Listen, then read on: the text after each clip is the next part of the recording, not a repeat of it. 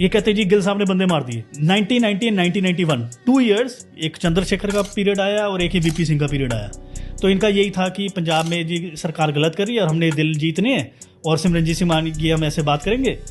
तो खालिस्तानियों की पहली डिमांड क्या थी कि गिल को यहाँ से बाहर निकाल दो, कि गिल पुलिस नहीं करेगा तब आगे हम बात करेंगे।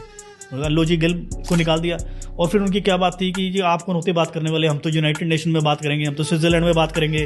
वो जो 2 ईयर पीरियड है जिसमें Gill is not the DGP, 50% of all the killings in the decade of terrorism happened in that 2 year period.